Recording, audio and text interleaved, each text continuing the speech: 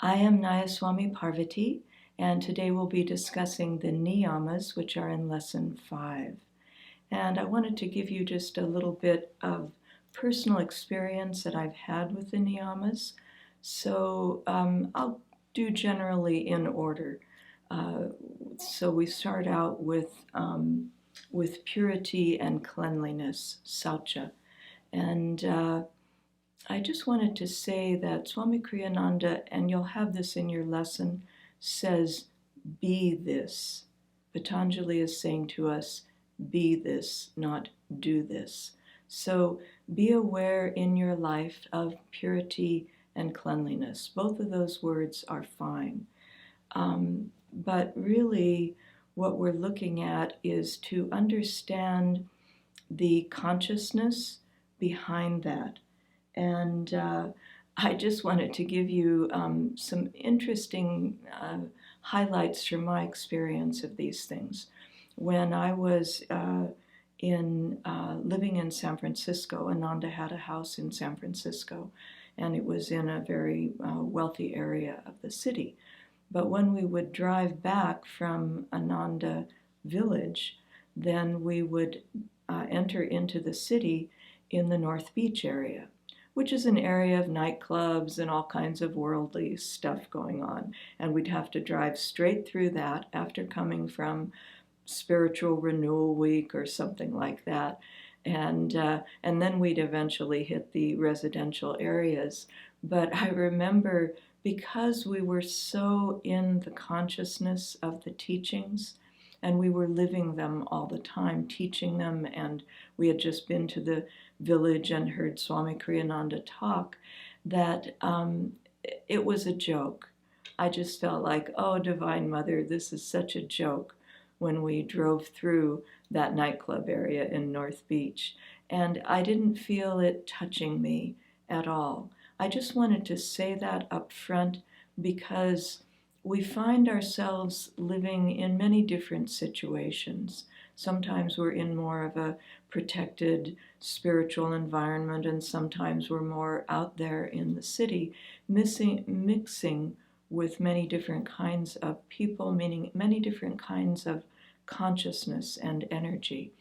And so just to be very aware that the more centered you are in the spine and in the teachings, then you will feel in your consciousness a protection from that. But also, environment is very, very important to being able to have purity of consciousness and cleanliness of consciousness. Cleanliness of the heart is really what we're talking about there, getting rid of desires and extraneous things that we no longer need. But our environment will dictate a lot of how successful we'll be in being able to do that. So choose your environment. By environment, I mean not only physical location, but the environment of people. And so choose your friends, choose your environment of workers, choose everything around you that will help you to be more in the consciousness of purity of heart and cleanliness of mind and of consciousness.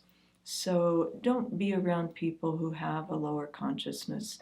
Don't try to test yourself in that way. It's not necessary. We receive the tests that we need in regard to the yamas and niyamas.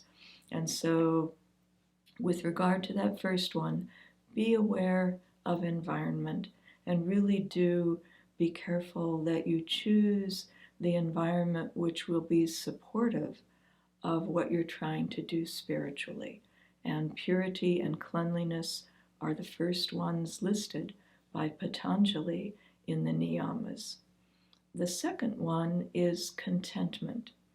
And this one, again, it's called the Prince of Virtues, because it's said that all other virtues are blessed by being content. And it's a very interesting thing in that we had, and I'll just give you again example from my own life. of how contentment works. And in my mind, contentment means adjusting to the current reality. We just have to say, here it is, and not, oh, I wish it wasn't so, but what can I do about it? How can I adjust to my current reality? So in 1976, at Ananda Village, we had a forest fire. The forest fire started around 2 o'clock. By 3:30 that afternoon, it had burned down the entire residential area of Ananda Village. And it was amazing. It was devastating. We had no fire insurance. It was very early on in the years with developing Ananda and the community, the village up outside of Nevada City. But I remember feeling just the consciousness of, wow, I walked to work this morning and it was so beautiful. It was springtime, June. Everything was in bloom. The wildflowers were out. And now it's totally smoldering ash and fire and smoke. It's gone, all gone. All the beautiful parts of the environment were just burned to ashes. And along with them, as I mentioned, the homes that were there. And so Swami Kriyananda wasn't at the village right then. He was finishing writing the path. And so when he came back and we had a meeting, and it was all about how do we move forward and how will we rebuild. First, we have to make sure that people have housing, and so we talked about that. But it was very practical. It was very joyful, and it wasn't like, oh no, we all lost our homes and now what will we do, or any energy like that. There wasn't that. It was just a shift into, okay, now what? This is our current reality. Now what do we do about it? So that's a very important thing to remember. And I wanted to say to you also that one of the phrases that Swami Kriyananda uses around the quality of contentment, the niyama, is he says, it places you in harmony with divine law, and which ensures that all of your needs will be provided for. Because the fire was devastating to Ananda.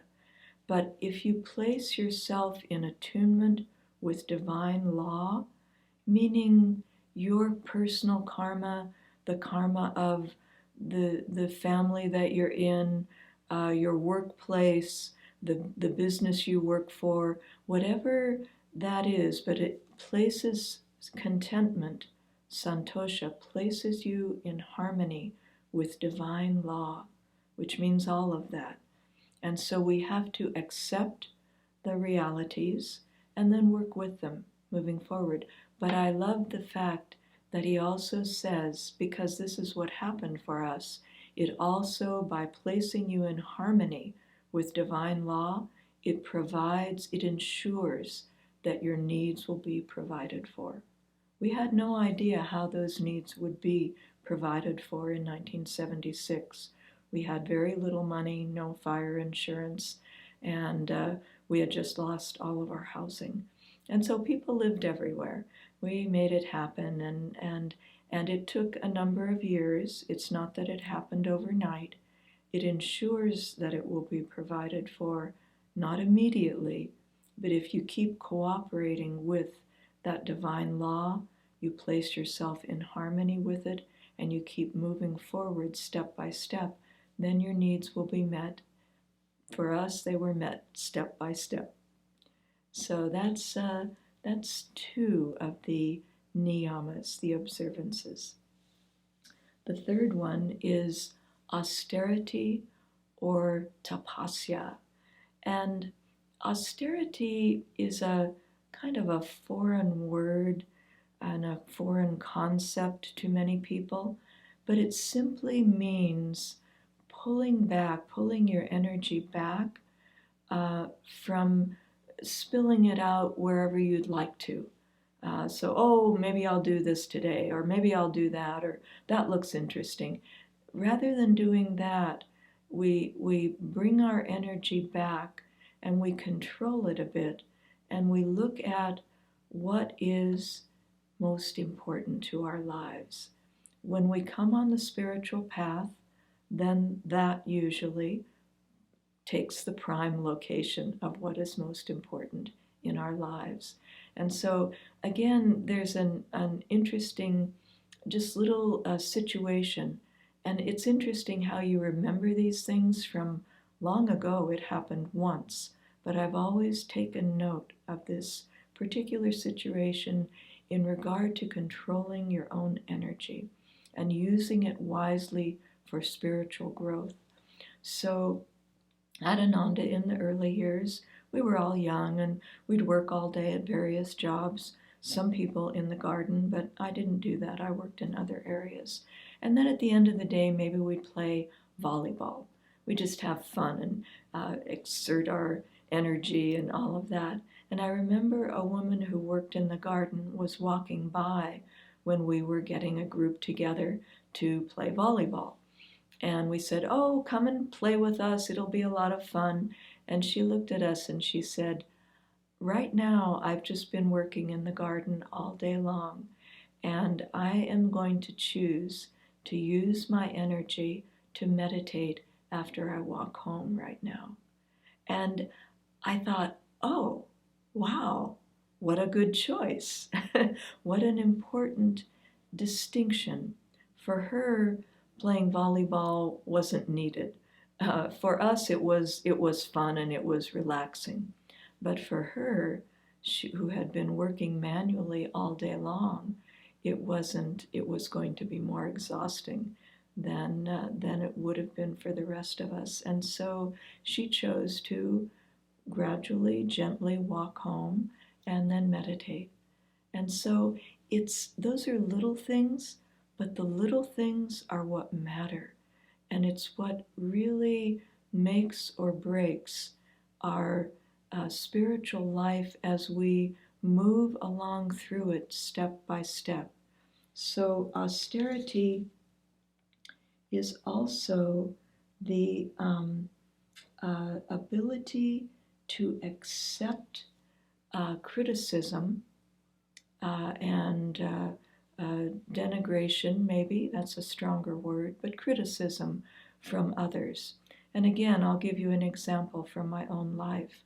I had been living with my husband, Pranava, in Portland, and there was a group of people who they weren't happy with how things were going. We were the spiritual directors there. And so it was a situation where we came into a room and there were a number of people there who just wanted to confront us and let us know what they thought, and it was fine. Luckily, right before this, another person who I deeply appreciate said to me, "Just listen to what they say. Don't respond. Just listen." And I remembered that because it was somewhat of a hot, intense situation. They were hot.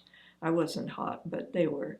And so there was a lot of energy coming toward us, but really toward me in particular.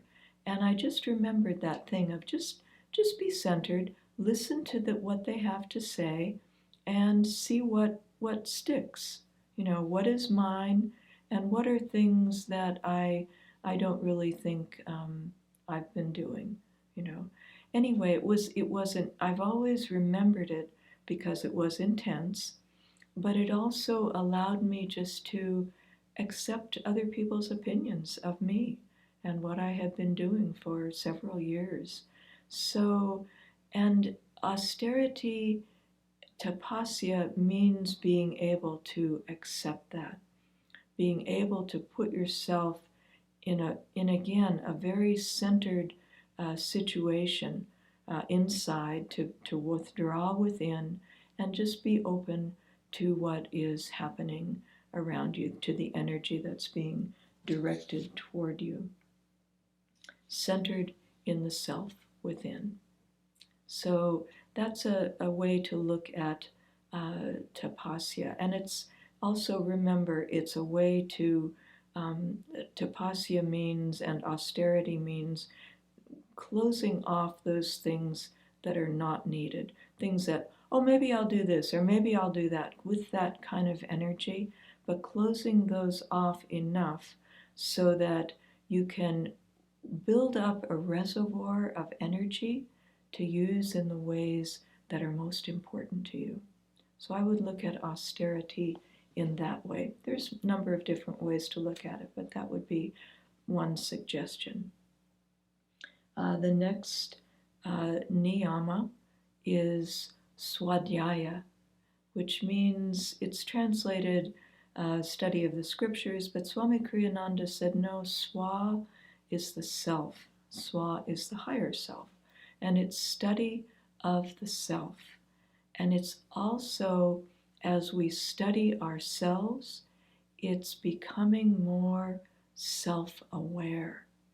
It's, who are we? What do we do every day?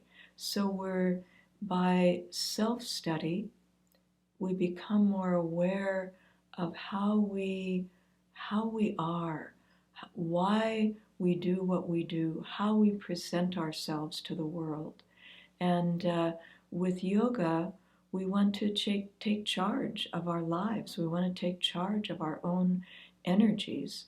And so doing that, we want to be aware of how we move, of how we sit down, of how we speak, of the quality of our voice. It's things like that. In a way, it's self-analysis, but not really. It's more self-awareness. Because once we're aware, we place ourselves again in tune with the higher consciousness that we're striving to achieve. And so that quality of that niyama of self-study and self-awareness allows us to do that. And we find that, I was remembering again in this, thinking of self-awareness, not about myself so much, but watching someone else, which is a good way to get feedback on who you are. Look at other people, not to be critical or judgmental of them, but to observe how they are. And what I remember is that we had, at one point in one of our centers, we had an Indian dancer come and teach us about Indian dance. And people took lessons. I took a couple of lessons, but not too long. But what I noticed in particular about those Indian dancers who were very good was that there was energy down to their fingertips.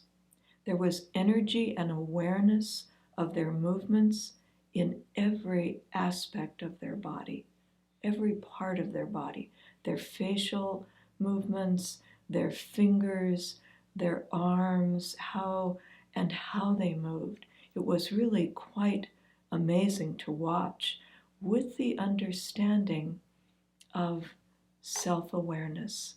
Yeah. So again, being self-aware will help you again to place yourself in attunement with a higher consciousness. It's interesting. So notice that and be aware of yourself in that way, and try to move and act and speak everything in harmony. Have there be a harmony and an upliftment of energy about what you do and how you do it. And the last one is openness to higher truth, but it's also with love. The Sanskrit term is Ishvara Pranidhana, and this means openness to the divine reality and being worshipful of that reality.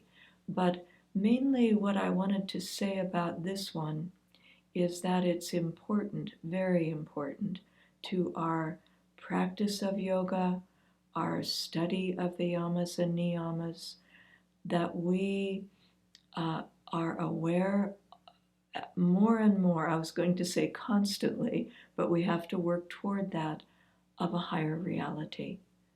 That we're not really in charge. We're kind of in charge, but of our own life, it seems we're in charge. We're in charge of moving forward or moving backward. We're in charge of each day. We can choose how we do things. But again, we're trying to not only be aware of that, but be aware of a larger reality that we're attuning to. So we're cooperating with the grace, meaning the power of that higher reality. And that reality, you can call it God. If that doesn't work for you, you can just say a higher reality or a higher consciousness or the divine or divine mother.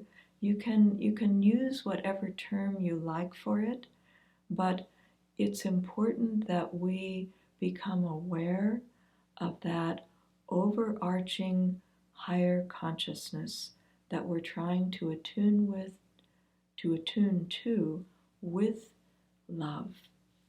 Because with all of the niyamas, the yamas, the niyamas, with all of the path, we're really trying to get in tune with that higher reality.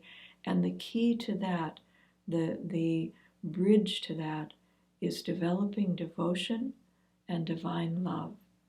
And so when things happen in your life, know one, it is karma coming your way, your own karma. Take responsibility for it. We already mentioned that. Take, with contentment. So you take responsibility for it, but also greet it with a sense of benevolence and love. Really invite in what is coming to you. And that will help you. The reason I say that will help you to be aware of that larger reality, because that's what's really being aware in a larger way. That's what's really our job in yoga. Yoga is about union, and union with what? With that higher reality. I wanted to close by just saying that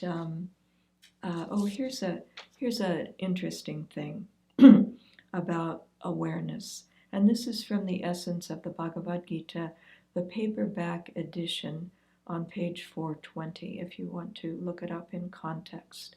And this is about awareness. The true yogi is at all times intensely aware.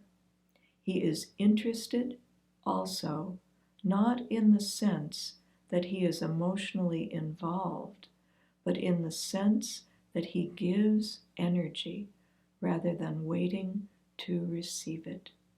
So that's a very good way to look at how we're wanting to be, that we're wanting to be intensely aware, but not emotionally involved of ourselves and and the life around us, so that we can give energy to it as we're able to, without waiting to receive energy first.